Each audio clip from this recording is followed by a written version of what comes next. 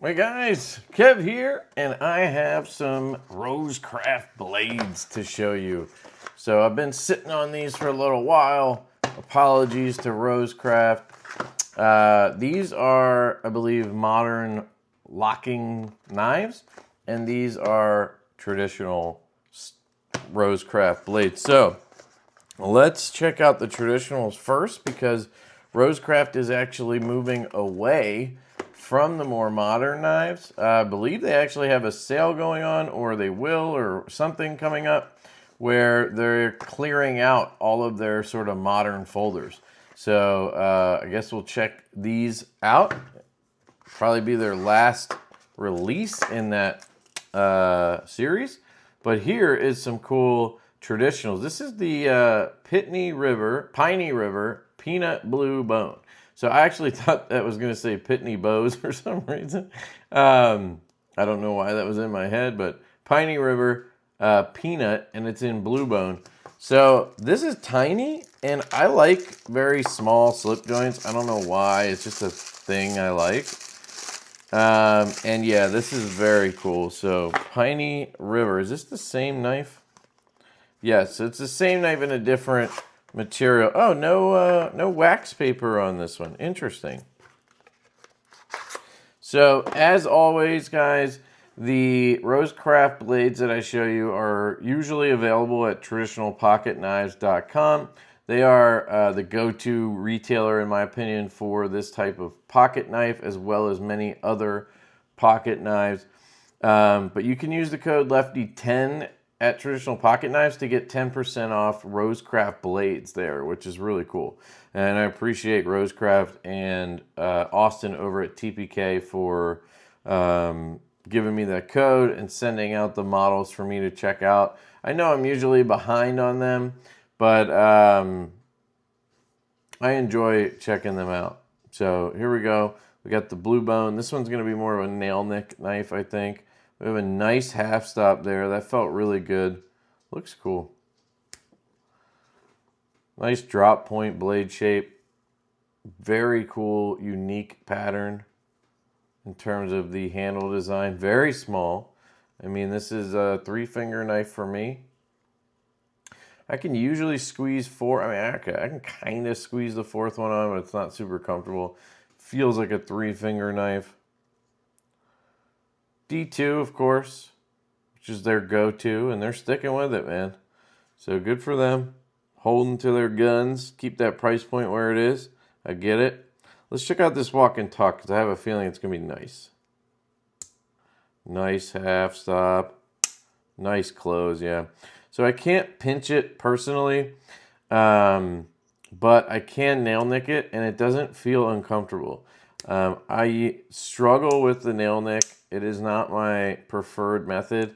My nails are getting a bit stronger, though, because I have not been destroying them now for, there was a couple of years there where I just absolutely hammered my nails, dropping knives on them. You can see I still beat them up a little bit, but they don't get damaged as much. I haven't actually cracked them or chipped them or anything terrible. So they were really weak for a while. They seem to be coming back to normal a little bit. And that helps when it comes to these nail nick pulls. And that's super easy. So we are flush in the open position. Really nice spine here. In the half stop position, we are nice and flush. I mean, maybe an absolute microscopic C hair off on the left side here. But I mean, we're talking me being the most picky OCD. You can see that line a little bit there. You see that? When I open it all the way, you won't see that. It's more flush. That's a non-issue. I saw it, so I'm pointing it out. In the closed position, we are back to basically perfect. But again, we have that same sort of, it's on the other side now, where we're just a slight hair raised up or something, yeah. But for all intents and purposes, it is flush in all 3. That's just being ridiculous. This one looks even cleaner. Look at that. Can barely see the transitions. For like $60 knives, guys, it's insane the fit and finish on these for a pinned construction pocket knife, you know. Same thing here on that left side. It's up maybe a hair. Yeah, can feel it there. See my nail debris if I pick at it, but I mean, that's ultra picky stuff there, guys. In the open position, we are flush. And again, in that closed position, flush. So just a half stop is a hair off on this one. But again, that's like the most insane pickiness. And for a, you know, usually around $60 knife, it's amazing. So centering is a touch off, but it's a slip joint and it's within a range, in my opinion. This one, basically perfect. So really nice. I prefer this Blue Bone, personally, to the, what do they call this? Why am I blanking? I wanted to say jigged, but that's the titanium, right? I don't know. Whatever. It's just like antler. Very cool. It probably says it on the box. Stag, that's what it is. Stag bone, maybe? Very cool. I always mix it up, whether it's antler or bone. Looks like antler to me, but I don't know. This is a nice one. Piney River Peanut. Such a cool name, too. I'm not the biggest fan of the Stag. For me, it's just this humpity hump stuff. The fact that it's all different, you never know what you're going to get. I know people like that. They like the thickness. It looks cool for sure, but I don't know. Just not my jam is all. But man, the walk and talk on these is incredible. Great job, Rosecraft. You guys are really killing these affordable traditionals. So definitely check the Piney River Peanut out at traditionalpocketknives.com.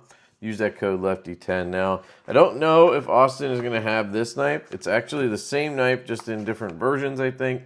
And this is the MA12. This one's an OD green. That's kind of my color recently. It's a button lock. Oh, here we go. Button lock, 3mm thick, black stonewashed AUS 10 drop point blade. Modern contoured handles with lanyard hole and glass breaker. 3.2-inch blade, 4.7-inch close, 7.8 overall. And it is the Rosecraft MA12. I'll tell you what, I think it's a little heavy because I've picked these up a few times, moving them around my desk, and I've always wondered, like, what the heck? Why is it so heavy? Now, here's an interesting thought. Well, we have this actually kind of sharp glass breaker on the end. We have a filler tab, super strange design. It's interesting. AUS 10. Is it an automatic? Because if it's a button flopper, I'm not going to be too impressed, unfortunately. So let's see. Hang on for dear life. Oh, it's a flopper. Yeah, I don't know why some companies, I think Rosecraft is one. I've seen another model from them.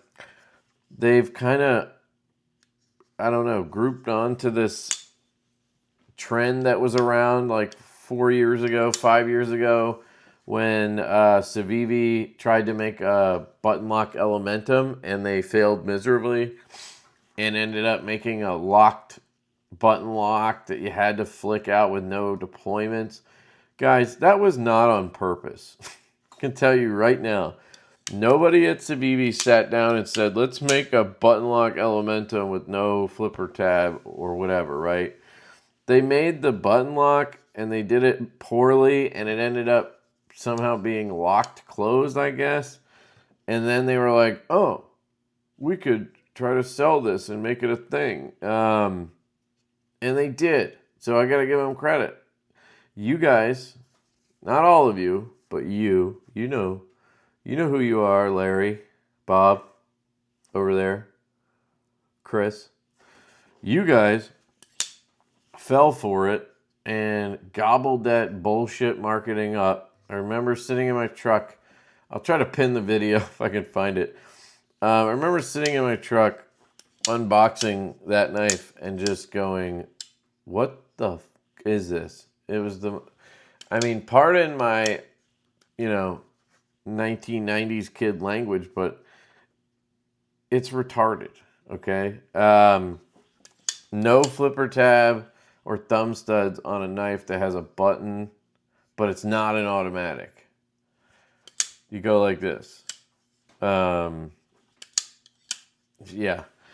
Anyway, so some companies kind of thought that because they sold those that they should do it, I guess, and Rosecraft seems to be one of those. Maybe they have another reason. They are a traditional pocket knife company, so slip joint,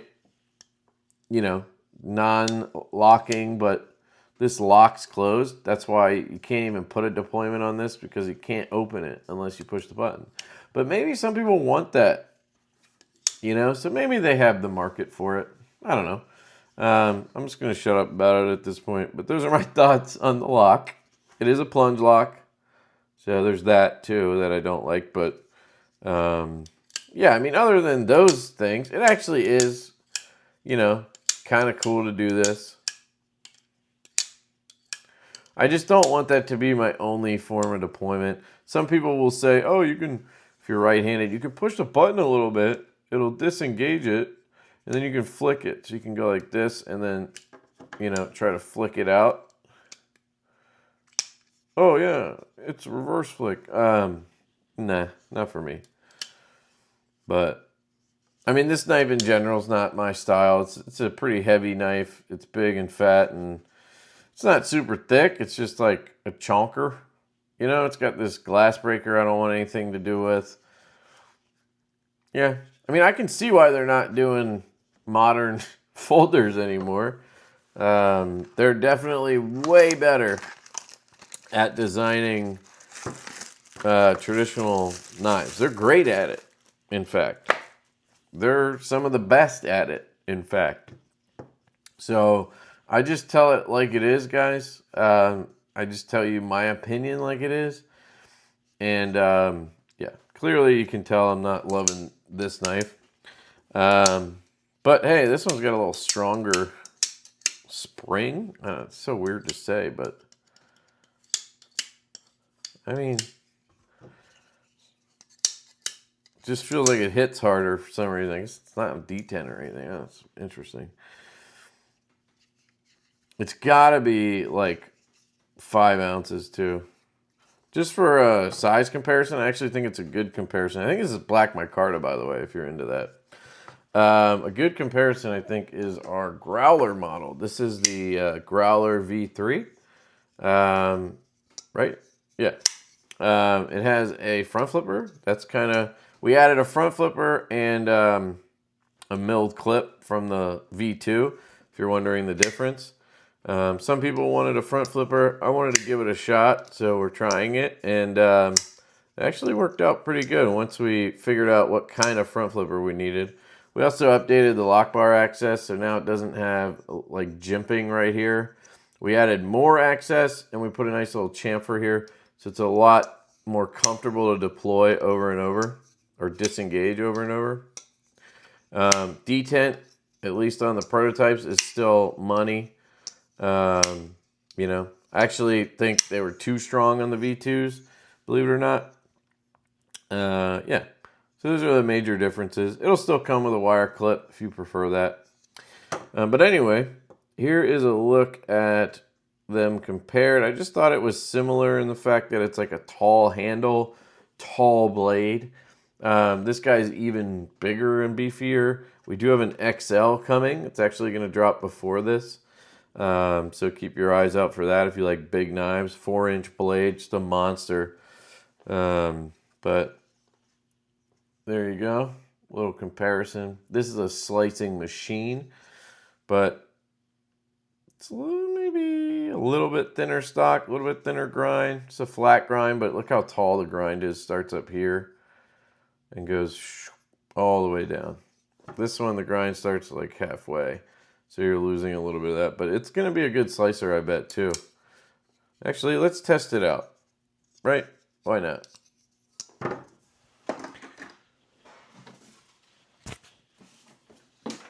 Add a little bit of paper. Easy to flick out. If you don't care that much about how like strong your D10 is and how flicky your knife is and stuff, I think you'd like this actually.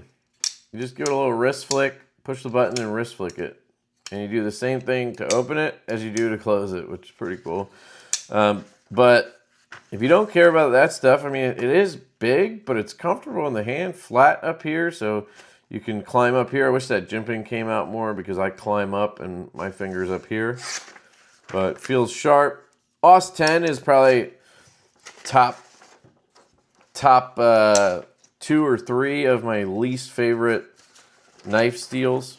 I just really don't like it. Let's see if I can. Okay. Just want to get a clean cut for the, so I can put this away. Put this over here. Get it out of the picture. All right, cardboard. Yeah, I mean, it's thicker, so it's, you know, it feels like it's, I'm forcing it through there. Let me just, before I eat my words, let's see how this one feels. Yeah, see, that's just a little bit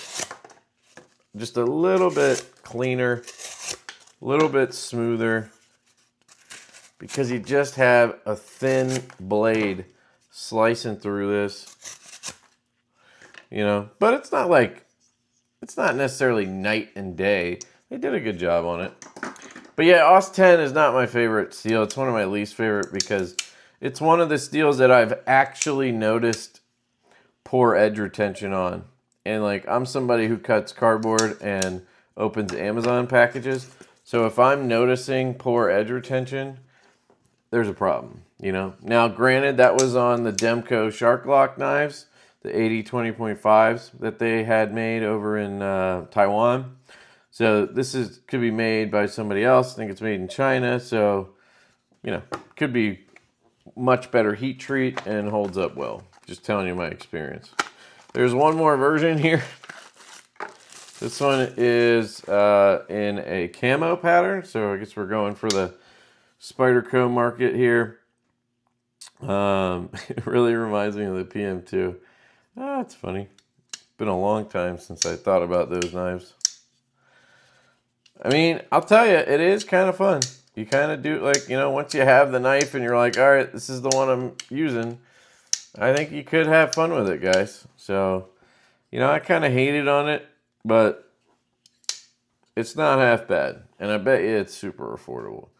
I will say I absolutely hate the glass breaker. I just don't like anything like that because at some point my hand is going to get near it and hurt itself. And I don't need a glass breaker on my knife. You know, but it's kind of cool. Reversible clip, I appreciate that. And it's a big bruiser. So let me know what you guys think on the MA12. Be curious to hear your thoughts. And what do you think on the Piney River Peanut? Absolutely love this model, especially this Blue Bone. That's just gorgeous. I'll go ahead and pass these around, see what the rest of the guys in the YouTube group think. But yeah, I'd love to hear what you think in the comments. Definitely check out Rosecraft Blades over at traditionalpocketknives.com. Use the code LeftyEDC there. And if they don't have the modern knives, check out Rosecraft Blades website directly. I think it's just rosecraftblades.com. And yeah, I think they're getting rid of all the modern knives, so jump on them while you can if they're still there. And yeah, I'm glad they're focusing on this stuff because more of this, yeah, I'm down. I really like it. And now that I'm catching up, I'm almost caught up. I'll never, you know, I shouldn't be fully caught up. It's never a good thing, actually, to be fully caught up because that means you're not doing anything, right? But I am in a good place now, so I'll be able to get to these much quicker in the future. Rosecraft, if you're watching, don't cut me off. But seriously, I do enjoy these. So, yeah, great job. All right, that's it. I love you guys. Hope you have an absolutely fantastic day. And I will catch you later.